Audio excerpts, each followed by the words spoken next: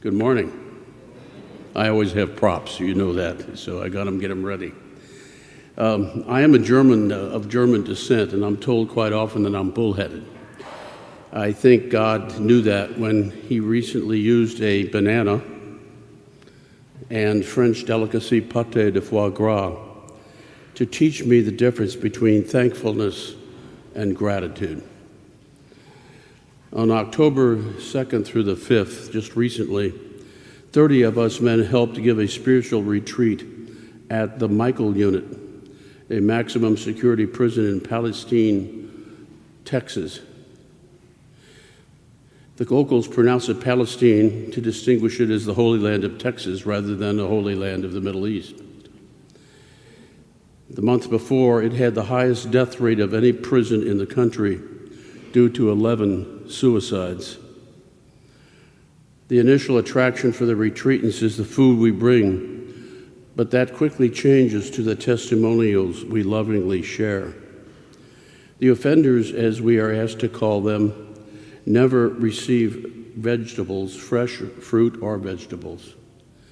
Previously, one offender had 4 salads, and when asked why he liked salads so much, he said he was very grateful, since he had not had a fresh salad in 28 years. After bringing a basket of fruit to the tables, an offender shared the last banana with 2 other offenders, even though none of them had had a banana in decades. By sharing, he went beyond gratefulness to thanksgiving. Just 48 hours after my return from prison, I left for Normandy, France. I was invited by a farmer neighbor who is French and owns his own restaurant in Fort Worth, where he lives with his wife and 2 daughters. This blessed friend gifted me with a guided tour of his homeland in Normandy. We visited many historic and religious sites, but most of all focused on the food. I told him we had a perfect partnership because he knew food and knew how to make it, and I was an expert at eating it. It was apple harvest season, which led us to the distilleries of Calvados, and that divine liquid I used to wash down my favorite dish, pâté de foie gras. I was not just grateful for the food, but more importantly, we were mutually thankful for our shared faith, which we discussed in depth during visits to numerous churches, most notably Mont Saint-Michel. Though very different in nature, these 2 back-to-back experiences had dwelling and eating in someone's house in common. In both cases, the experiences were cherished not because they were exotic or expensive, but only appreciated. Though both stories included receiving and giving, they demonstrate the greater reward of giving. If someone does something for us, we feel grateful. Our offering of thanks to the person is an action. One can feel gratitude without thanksgiving, but not feel thankful without gratitude. Thanksgiving is gratitude in action.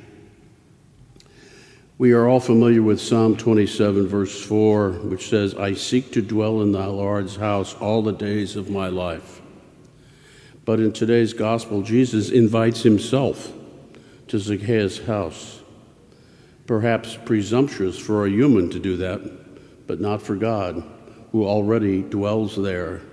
Jesus is turning the tables around to show that he indwells in each of our houses, our souls, for which we should be thankful, even though we may be considered unworthy sinners, as was the case of Zacchaeus. Jesus shares food and shelter with us, not just as a symbol, but nourishment for both our body and soul. Jesus loved to eat, and often made the point of our body and soul being made for each other, which is called non-dualism. Jesus was linking physical and spiritual indwelling as food for eternal life. Medical science has confirmed the non-dualistic health effects of not only gratitude, but even more so, thankfulness. This is summarized in the Handbook of Medicine and Religion, which contains research by prestigious universities such as Harvard and the University of Chicago. It is healing to both the body and soul to receive in gratitude, but even better, to give in thankfulness. Zacchaeus was thanking Jesus for his indwelling when he said, "Half of my possessions, Lord, I shall give to the poor." Thankfulness doesn't apply just to food and lodging, but also to dealing with illness, relationships, and ultimately life itself. God drove this message home to this bullheaded German with added emphasis. One day between the beginning of the retreat and my departure to France, I attended a funeral of a close friend. He was a cattle rancher whom I never heard curse or say a bad word about anyone. He was truly holy, but didn't wear his faith on his sleeve. 3 days before he died, while very ill, he told his wife that he would die in 3, but she didn't initially understand what 3 meant. He also told her that his predeceased mother was welcoming him.